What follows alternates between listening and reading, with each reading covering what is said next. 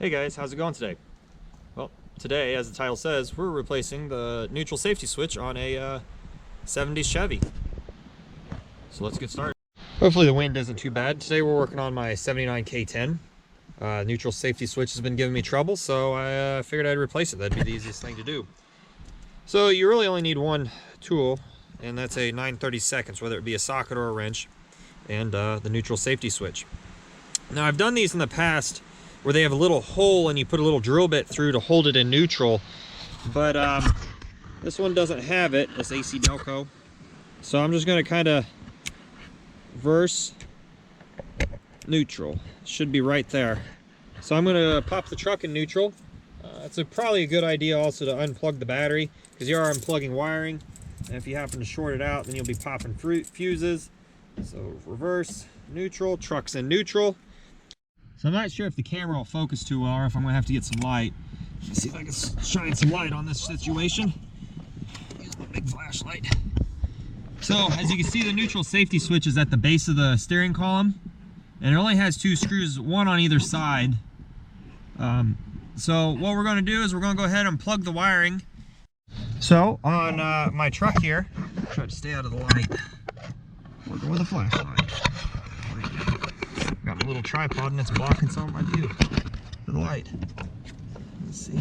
The purple and yellow wire go to these two up here, and then let's get the other one out. Okay. The blue and green flat plug into that plug in the bottom two that are flat right there, right below my pinky.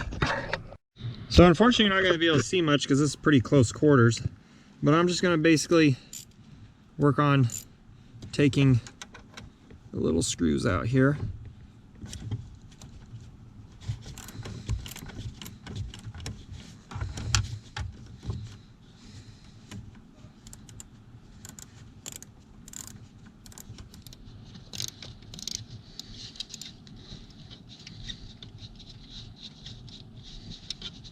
You want to be careful and not to lose them because these guys are itty bitty.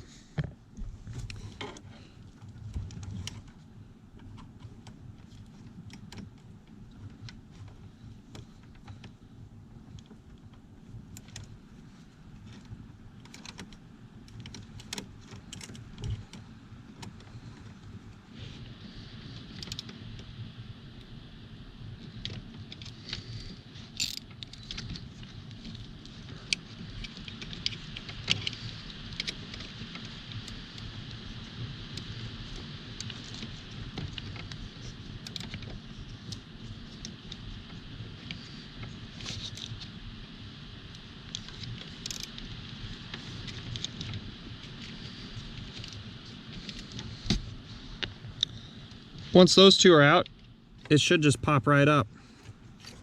You can kind of see, there she is. This is the old standard one, I believe I put in here. Where was it?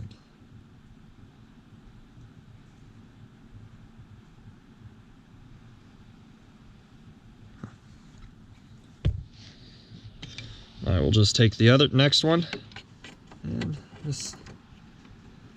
So a problem I just ran into is I double checked what would be the OD of the steering column, and the old one was a little bit wider than the new one, so I just kind of gave it a little bit of a spreading on my sill plate.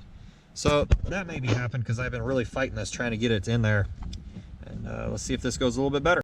Now the connections up there on the PRNDL switch didn't look too bad, but I'm going to go ahead and put a little bit of dielectric grease on it. Just some cheap insurance. Make it easier for them to come off if I have to replace it again, because they were stuck on. And two, just cheap insurance from corrosion. So I'm going to head and go and lube them up, and then we'll head plug them in and we'll see how we can set the taillights. So now what you're going to want to do is, after it's all installed, you want to leave it loose. You're going to want to put the vehicle in reverse, and nope, not yet. Push it over a little more. You get the reverse lights to work. The last thing you're going to want to do is go through the gears and make sure you can start it in all the appropriate gears That way, you're not trying to start it. That way the car won't start in a gear that it's not supposed to. It's probably pretty wise to unplug the distributor at this point so you don't accidentally start it, in case the contacts are touching in like drive or reverse. That could be kind of bad for you. So thanks for watching. Hopefully this helps you out. Stay tuned for more.